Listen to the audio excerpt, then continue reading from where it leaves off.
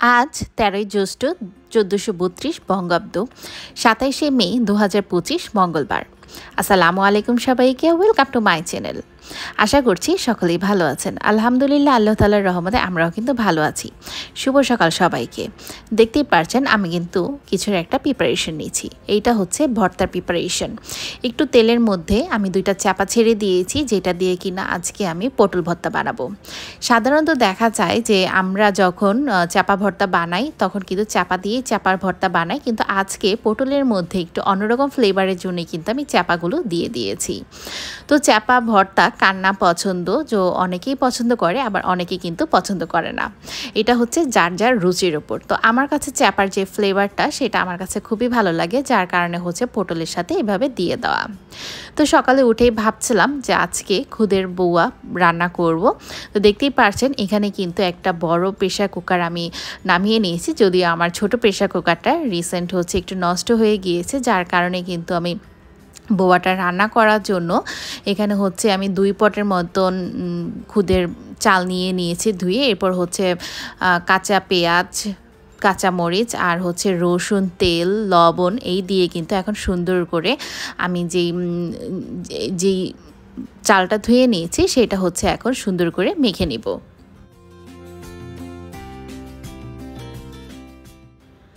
রাতে আমরা যারা একটু লেট করে ঘুম আসি, যেমন আমি কিন্তু অনেকটাই লেট করে ঘুম আসি, আর সকালে উঠে কিন্তু ভাবতে হচ্ছে অনেকটা সময় চলে যায় যে কি রান্না করা যায় শর্টকাটের মধ্যে।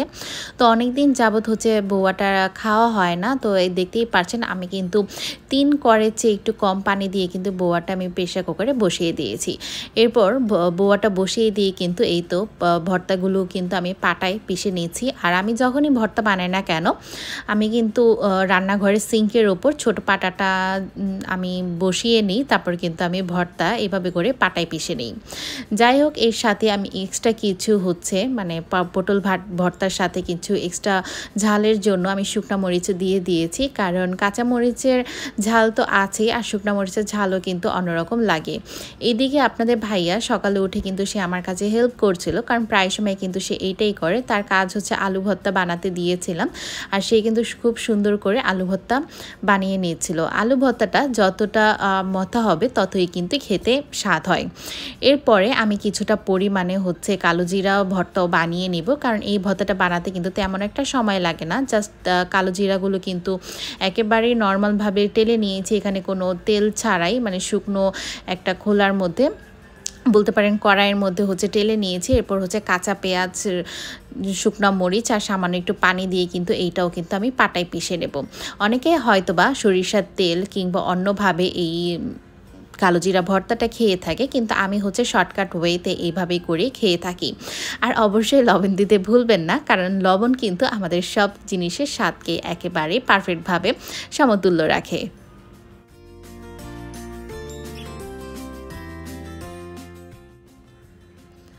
বউয়াটা হতে কিন্তু তেমন একটা সময় লাগেনি, বলতে গেলে একেবারেই 5 থেকে 7 মিনিটের মধ্যে কিন্তু হয়ে গিয়েছে। মানে 3টা শীষ আসার পরে আমি হচ্ছে বন্ধ করে রেখেছিলাম, আর এখন হচ্ছে ভাপটা তুলে আমি এটাকে এখন একটু নেড়ে চেড়ে নিব, কারণ আমার কাছে যখনই প্রেশার কুকারে রান্না করি না কেন মনে হয় নিচ দিয়ে কি লেগে গেল নাকি, মানে কতক্ষণে হচ্ছে এটা চেক করব। কিন্তু দেখুন আমি কিন্তু একেবারে নিচ থেকে নাড়াটা দিলাম, কোনোভাবেই কিন্তু কোনো দিক দিয়ে একটুখানিও লেগে যায়নি।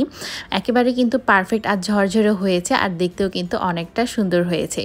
যেই রকম দেখতে সুন্দর হয়েছে আমি বলবো, সেই রকম কিন্তু খেতেও মাশাআল্লাহ অনেকটাই সুন্দর হয়েছিল, মানে অনেকটাই ভালো হয়েছিল। আর এই তো আমি কিন্তু ফাইনাল লুকটা আপনাদের সাথে শেয়ার করলাম, কতটা ঝরঝরা হয়েছে দেখতেই পারছেন। সকালবেলা অনেক দিন পর হচ্ছে এইরকম ভর্তা দিয়ে খুদের বোয়া খাবো। তো আপনাদের ভাইয়াকে বলছিলাম একটা গ্যাস্ট্রিকের ওষুধ ছিঁড়ে দাও, যদিও এটা 20 মিনিট আগেই খাওয়ার দরকার ছিল, কিন্তু আর কিছু করার নেই, কারণ খাবার সামনে রেখে এইরকম একটা ট্যাবলেট খেয়েই কিন্তু তারপর খাবারটা স্টার্ট করে দিলাম। তো এতটা আপনাদের ভাইও খেয়ে এতটা প্রশংসা করেছে, আসলে অনেক দিন পর হচ্ছে খাওয়া হলো। নর্মালি দেখা যায় যে এখন যেহেতু আমের সিজন, সকালে উঠে কিন্তু আম মুড়িটাই বেশি খাওয়া হয়। তো আজকের খাবারটা আমার কাছে খুবই ভালো লেগেছে। তো দেখতেই পারছেন আমি কিন্তু প্রথমে ভর্তা দিয়ে খেয়ে নিচ্ছিলাম, আর আমার তো কোনো বউয়া খেতে হলে আচার ছাড়া হয়ই না, তাই আমার প্লেটে কিন্তু একটু পরিমাণে আচারও নিয়ে নিয়েছি।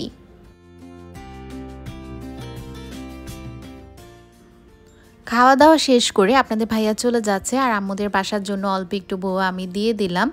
আর এই দিক দিয়ে হচ্ছে আফরা ওঠার পর আমি ঘরটাও গুছিয়ে নিয়েছি আর ওর জন্য নাস্তাও কিন্তু রেডি করে নিয়েছি, কারণ ও হচ্ছে অনেকটাই এখন ঘুম থেকে লেট করে ওঠে, যার কারণে হচ্ছে সকালে উঠে ও তেমনভাবে পড়তেও পারে না। আর আমি যখন জিজ্ঞেস করছিলাম আজকে তো বোয়া রান্না হয়েছিল সেইটাই খাও, ও বলছিল যে না আমাকে কোকো ক্রাঞ্চি দাও। আমি বললাম এইটা যতদিন পর্যন্ত বাসায় আছে খেয়ে শেষ করো, এরপর কিন্তু আর পাবে না। কারণ একটা খাবার ওর যে খেতে এতটা কিভাবে ভালো লাগে এটা ওই জানে। আর আপনাদের বাচ্চারা যদি এইরকম খাবার পছন্দ করে থাকে তাহলে অবশ্যই আমাকে কমেন্ট করে জানাবেন। তো আজকের আকাশটা আপনাদের সাথে শেয়ার করি। আজকের আকাশটা কিন্তু অনেকটাই সুন্দর ছিল। আর এই তো দূরে একটু জুম করে দেখার কারণটা হচ্ছে আমাদের বাসা থেকে একটু দূরেই হচ্ছে মেলা হবে, যার কারণে হচ্ছে অনেক দিন ধরে প্রিপারেশন নিচ্ছিল, হয়তো বা যখন মেলা শুরু হবে তখন গিয়ে আপনাদের সাথে একটু শেয়ার করব। আর বাহিরের যে আজকে রোদ উজ্জ্বল প্লাস আকাশটা এতটা সুন্দর লাগছিল আর মেঘগুলোকে আরও বেশি সুন্দর দেখাচ্ছিল। সকালের রান্না বান্নার পরে কিন্তু এই তো দুপুরের রান্নার প্রিপারেশন আমি নিয়ে নিয়েছি মোটামুটিভাবে। আজকে হচ্ছে এইখানে রুই মাছ বের করে নিয়েছিলাম, রুই মাছ বলবো না, এটা হচ্ছে আমাদের বিক্রমপুরের ভাষায় যেটাকে বলে নলা মাছ। এটা হচ্ছে আমি ধুয়ে লবণ দিয়ে রেখেছি, প্লাস হচ্ছে আলু বেগুনও কেটে নিয়েছি যেটা কিনা মাছ দিয়ে রান্না করব। এখানে হচ্ছে আফরার জন্য আমি মাংস ম্যারিনেট করে রেখেছি যেটা কিনা ভেজে রান্না করব। আর এইটা হচ্ছে আমের একটা মিশ্রণ যেটা দিয়ে হচ্ছে আমি আমশক্ত বানাবো, সেটা হচ্ছে আমি ফ্রিজ থেকে বের করে নিয়েছিলাম। আসলে অনেকদিন যাবতীয় ভাবছিলাম কিন্তু আমশক্ত দেওয়া হয় না। তো এই দিক দিয়ে দেখতেই পারছেন আমার কিন্তু ভাতও চুলাতে রেখে আমি কিন্তু সব কিছু প্রিপারেশন নিয়ে নিয়েছি। আর আমার কাছে এভাবে রান্না করলে মনে হয় যে কোনো একটা ঝামেলার দরকার হয় না। আমি প্রথমে হচ্ছে ভাতটা চুলাতে রেখে যত কিছু প্রিপারেশন নেওয়ার লাগে মানে রান্নার জন্য সব কিছু কিন্তু নিয়ে ফেলি। তো ডালটাও কিন্তু আমি সিদ্ধ করে আজকে বাগার দিব, তাই ডাল আর হচ্ছে ভাতটাই কিন্তু প্রথমে বসিয়ে দিয়েছি। তো রান্না তো টুকিটাকি সবাই হচ্ছে আমি জানি যে কম বেশি জানে, সেই রকমভাবে কিন্তু দেখানোর কিছুই নেই। এই তো আমি মাছগুলো আজকে ভেজে হচ্ছে বেগুন আর আলু দিয়ে রান্না করব। তো দুই চুলাতে হচ্ছে দুইটা তরকারি আমি বসিয়ে দিয়েছি। প্রথমে হচ্ছে মেয়ের জন্য যে মাংসটা রান্না করা হবে সেটা হচ্ছে ভেজে নিচ্ছিলাম, আর অপর চুলাতে হচ্ছে মশলা কষিয়ে প্রথমে হচ্ছে আলু দিয়ে দেব।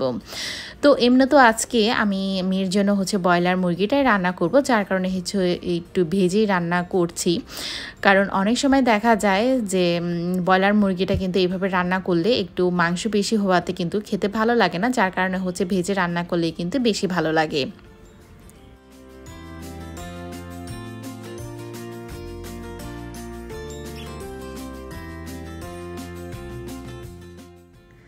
গরমের দিনে রান্না করতে গেলেই মনে হয় যে কতক্ষণে রান্নাঘর থেকে আসব। তো একটু দেখা যায় যে এই কাজ সেই কাজ কিন্তু করতেই হয়, কারণ রান্না চুলাতে রেখেও কিন্তু শান্তি নেই। তো এখানে কিন্তু আমার মুরগির মাংসটা প্রায় রান্না হয়ে গিয়েছে, আর প্লাস হচ্ছে যে মাছের তরকারিটা সেটাও কিন্তু প্রায় রান্না হয়ে গিয়েছে, আর একটু পরে হচ্ছে আমি এগুলোকে নামিয়ে নিব। তো এই পর্যন্তই কিন্তু আজকের এই দুপুরের রান্নাটা। এরপর হচ্ছে এই তো দুপুরবেলা খেতে বসে পড়েছি, মনে হয়েছে যে সবে মাত্র খেলাম এইরকমই কিন্তু মনে হচ্ছিল। তো দেখতেই পারছেন আমার বাবার বাসা থেকে কিন্তু পাট শাক প্লাস হচ্ছে শুটকি ভুনা দিয়েছিল, আর এই মাছটা দিয়েছিল এটা হচ্ছে ট্যাংরা মাছ, আলু আর হচ্ছে ডাটা দিয়ে রান্না করেছিল। এটা হচ্ছে বাবার বাসা থেকে এসেছে, প্লাস হচ্ছে আমি যে তরকারিগুলো রান্না করেছিলাম সেগুলো তো আছেই। আজকে কিন্তু মুগের ডাল আর মুসুরির ডাল একসাথে করে আমি রান্না করেছি। আর এই তো দুইটা যেহেতু মাছের মাথা ছিল, তো আফরা যেহেতু খাবে না আমি আর আপনাদের ভাইয়া কিন্তু খেয়ে নেব। তো এই কিন্তু ছিল আজকের আমাদের দুপুরের খাবার। আপনাদের কেমন লেগে থাকলো ভিডিওটি অবশ্যই কমেন্ট করে জানাতে ভুলবেন না। চ্যানেলটিকে সাবস্ক্রাইব করবেন এবং ভিডিওতে একটি লাইক দিতে ভুলবেন না। এই পর্যন্তই, আল্লাহ হাফেজ, আসসালামু আলাইকুম।